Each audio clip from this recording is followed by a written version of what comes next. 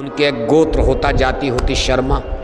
ये ब्राह्मण परिवार, इसी शर्मा ब्राह्मण परिवार में हमारे पूज्य दादा गुरुजी महाराज का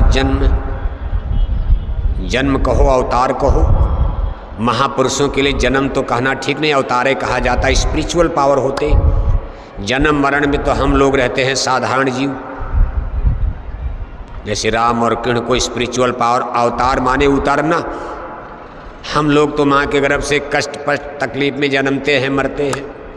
ये लोग उतरते हैं, आते हैं संसार के उद्धार के लिए, लोगों को ज्ञान बोध कराने के लिए। पूज्य दादा गुरुजी महाराज का अवतार जन्म प्रगटीकरण चिरौली गांव में, मथुरा से थोड़ी ही दूर पर, वहाँ उन्होंने ब्राह्मण परिवार में अवतार लिया, शर्मा परिवार में जन्म लिया। दादा गुरुजी महाराज के बड़े भाई थे, उनका नाम था पूज्य विष्णु दयाल शर्मा जी। ये बड़े भाई थे, दो भाई। और माता जी यानी पूज्य दादा गुरुजी महाराज की माता जी और बड़े भाई पूज्य विष्णु दयाल जी शर्मा जी, ये लोग बाबा गरीबदास से दीक्षित थे। ये लोग बाबा गरीबदास की शरण में जाकर सत्संगी बन गए थे दिल्ली में। इन्हीं राधा स्वामी पंथ से जुड़ गए थे। इन्होंने सदगुरु के रूप में बाबा गरीबदास को अपना गुरु मान लिया था। उनके सत्संग में आते और जाते थे बड़े भाई और पूजनीय माता जी। हमारे दादा गुरुजी महाराज तब बहुत छोटे थे, नाबालिग थे। अब नाबालिग को तो जल्दी नामदान दिया नहीं जाता, लेकिन माता जी और बड़े भाई के साथ अपने दादा गुरुजी महाराज भी बाबा गरीबदास के सत्संग में दिल्ली कभी कभी जाया करते। माता जी लेकर जाती थी, वो भी सत्संग में बैठते थे, नामदान होता था, सुनते थे। बाबा गरीबदास ने बड़े भाई पूज्य विष्णु दयाल जी शर्मा से कहा कि आप इनको दीक्षित कर देना, इनकी संभाल करना। इन्हीं पूज्य विष्णु दयाल शर्मा जी पूर्ण गति को प्राप्त हो चुके थे, बड़े भाई, और उनके संसर्ग में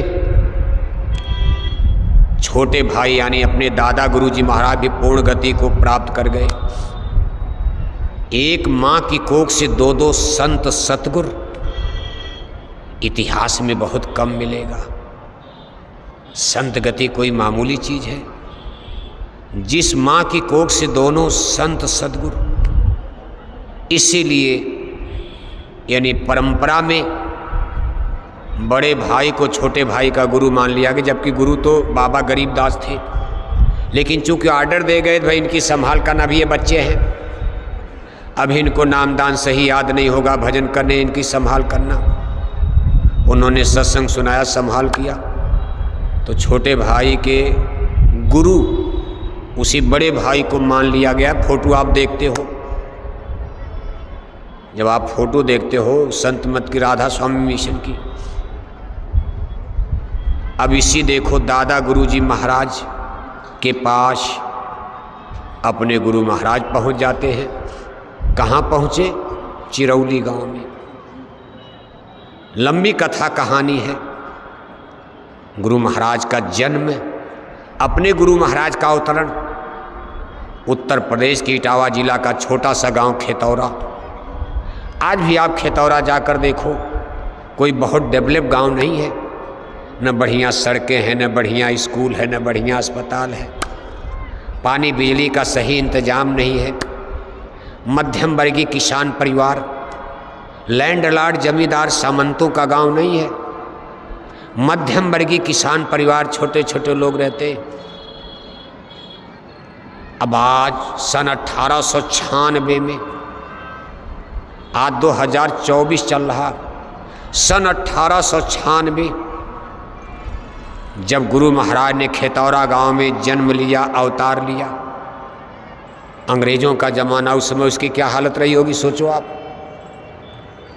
वहीं गुरु महाराज का जन्म हुआ। माता पिता बचपन में परलोक सिधार गए, माता भी चली गई, पिता भी चले गए। भूल भटक। अब महामानव महापुरुष के लिए भूल भटक की बात तो हो नहीं सकती। परम पुरुष अनामी स्वामी, धारा न रूप जगत में, गुरु होय जीव चेताए, जो जो माना बचन समझ के उनको संग लगाए। जब अवतरण हो रहा है, भय प्रगट कृपाला दीन दयाला कौशल्या हितकारी। भगवान राम ने जन्म लेते ही माता कौशल्या को अपना बैराट रूप दिखा दिया। सगे मामा कंस की जेल में योगेश्वर श्री कृष्ण जी महाराज ने जन्म लेते ही माता देव की वासुदेव को अपना प्रचंड रूप दिखा दिया। हथकड़ी बेड़ी कट कर गिर गई। तो ये लोग कोई भूल भरम, इनको कोई मास्टर गुरु नहीं चाहिए, फिर भी मर्यादा रखते हैं। भगवान राम ने भी मर्यादा रखा।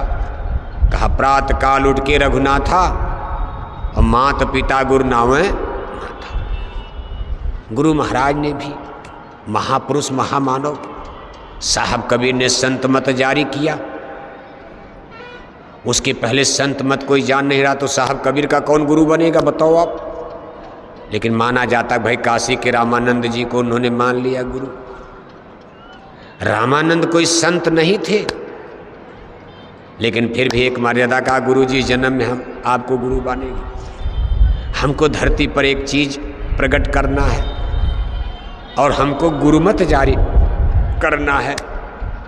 अगर हम नहीं गुरु करेंगे तो हम दुनिया को संदेश कैसे देंगे कि गुरु बिन होई न ज्ञान, बिना मास्टर के ज्ञान नहीं होता। लोग कहेंगे आपको तो बिना गुरु के ही ज्ञान हो गया।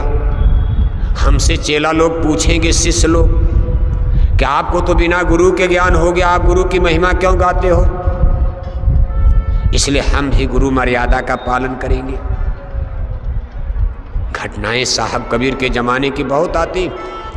खैर अपने हिंदू मिशन हिंदुइज्म में, हिंदू धर्म में लोग साहब कबीर की बातों पर अब थोड़ा कम तवज्जो देते, क्योंकि मुसलमान जुलाहा घर में, नीरू नीमा जुलाहा घर में उनका पालन पोषण हुआ। और आज के ज़माने में तो और बात बिगड़ गई है। हिंदू मुसलमान का जाति धर्म का इतना रगड़ा झगड़ा है कि अगर मौका मिले तो हिंदू लोग साहब कबीर की भी कब्र उबर को गिरा ही देंगे। कहेंगे खत्म करो, जैसे सबका गिराया जा रहा है, सबको खत्म करने की बात हो रही। गिरा पाएंगे कि नहीं गिरा पाएंगे? अरे मान लो आप ये चीज़ें गिरा भी दोगे किसी की, लेकिन किसी का ज्ञान कोई नहीं मिटा सकता। जो ईश्वर को मंजूर होगा वही होगा। आप ऐसी भूल गलतियां क्यों करते हो?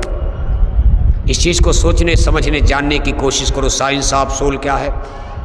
एक दिन आप ही गिर जाओगे। इस संसार में कोई अमर रहने वाला है? इन चीज़ों का ज्ञान प्राप्त करो। किसने क्या किया, भूल चूक क्या भी भूल करोगे आप। किसी ने आपको एक डंडा मारा, आप दो डंडा मारोगे तो आपको इससे अंतर क्या रहेगा? फिर आप महामानव महापुरुष कैसे बन सकते हो?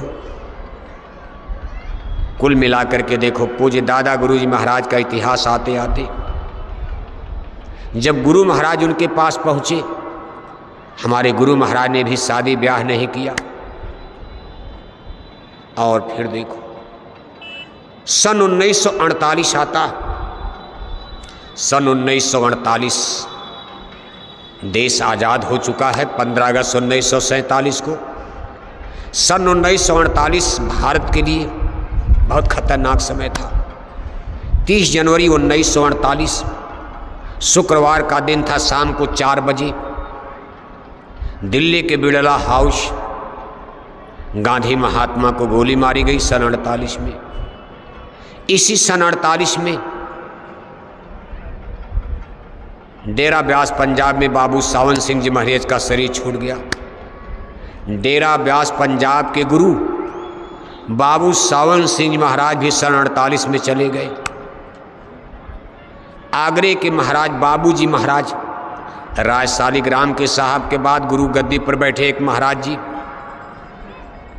ये बनारस के ब्राह्मण थे। यानी राज शालिग्राम गद्दी पर बैठे। उनके बाद तीसरे गुरु सदगुरु के रूप में पंडित ब्रह्म शंकर मिश्रा, ये बनारस के रहने वाले थे, काशी के, आगरे की गद्दी पर बैठे। इसके बाद बाबूजी महाराज ये जात के श्रीवास्तव लाला थे, ये इलाहाबाद के रहने वाले थे, आगरे की गद्दी पर बैठे। लेकिन सन 1948 में बाबूजी महाराज भी शरीर छोड़ गए आगरे में।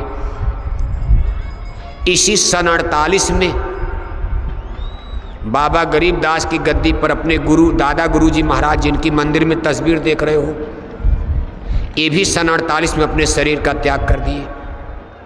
सन 48, सन 47 में देश आज़ाद हो रहा है। सन 48 में कितनी बड़ी बड़ी घटनाएं भारत में घटी हैं। हमारे बड़े बड़े महापुरुषों का अंत हुआ। गांधी महात्मा, गांधी महात्मा को तो खैर गोली मार दी गई। लोगों ने कहा भैया इस बुढ़े को किनारे करो, क्योंकि गांधी महात्मा भी विचित्र मानव थे। इतिहास में वो भी महापुरुष कहे माने जाएंगे, माने जा रहे।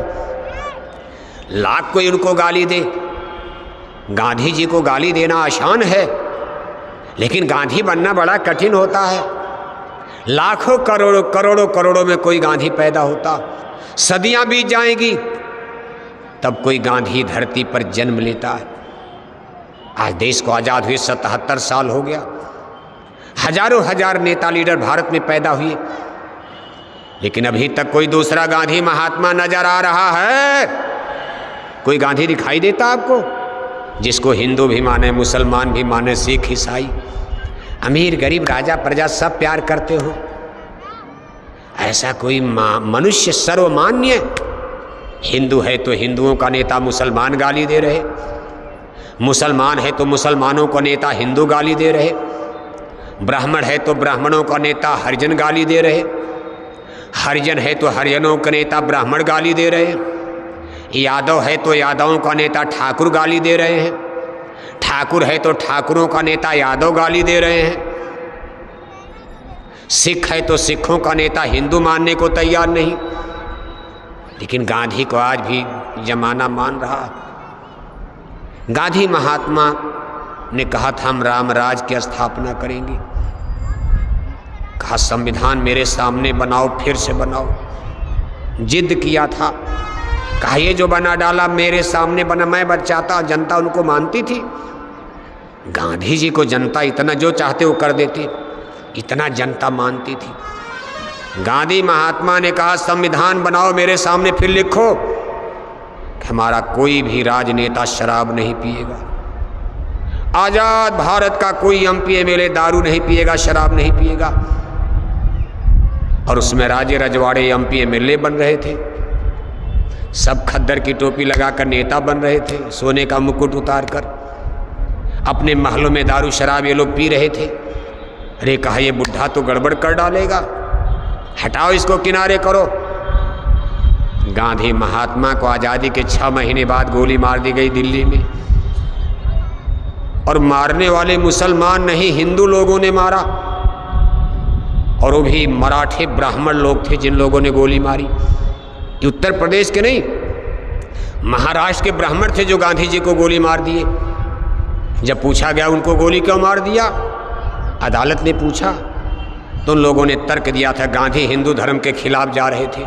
बताओ आप, जो आदमी मरते दम तक अपने हाथ में श्रीमद् भागवत गीता लेकर मरा, जिनके एक हाथ में श्रीमद् भागवत गीता थी, जय गोली लग रही हे राम बोल रहे हैं। पहली गोली गांधी को मारी गई, बोला हे राम, दूसरी गोली मारी गई, बोले हे राम, तीसरी गोली में गांधी जी मर चुके थे, लेकिन 2 बार गोली लगी तो हे राम की आवाज़ आई। जिसने अपने ज़िंदगी में बीड़ी तक नहीं पिया हो, जिसने अपने जीवन में शराब नहीं पिया हो, जिसने मरते दम राम राम की आवाज़ लगाई हो, मरते समय जिसके हाथ में पवित्र ग्रंथ हिंदुओं का गीता है, वो महात्मा गांधी हिंदू धर्म के खिलाफ कैसे हो जाएंगे? ये आपका बचकाना उत्तर है। अदालत ने नहीं माना, उन लोगों को फांसी पर लटका दिया। अब कुछ लोग गोली मारने वालों को सही सिद्ध करना चाहते, नहीं सिद्ध हो पाएगा। गांधी जो मुसलमानों के खिलाफ नहीं है, ऐसे गांधी महात्मा कभी हिंदू धर्म के खिलाफ हो सकते थे? अगर गांधी जी जिंदा रहते आज भारत का एक एमपी एमएलए दारू नहीं पीता। अगर गांधी महात्मा कुछ दिन जिंदा रह गए होते तो हमारे देश के नेताओं का चाल चरित्र ही ठीक हो गया होता। गांधी जी को गोली मारने के बाद ये देश के नेता लीडर दिल्ली और लखनऊ की गद्दियों पर बैठ करके संसद में, विधानसभा में खुल्लम खुल्ला हो गए, बेलगाम हो गए, जैसे बिना पीलवान का हाथी हो जाता। किसकी जान ले लेगा, किसको कुचल देगा, पीलवान है ही नहीं। ऐसे गांधी जी भारतीय राजनीति के पीलवान थे, अंकुश थे। गांधी के बाद कोई ऐसा पुरुष भारत में नहीं था जो नेताओं को अंकुश लगा सके, जनता जिसकी बात पर मान सके, चल सके, कुर्बान हो जाए।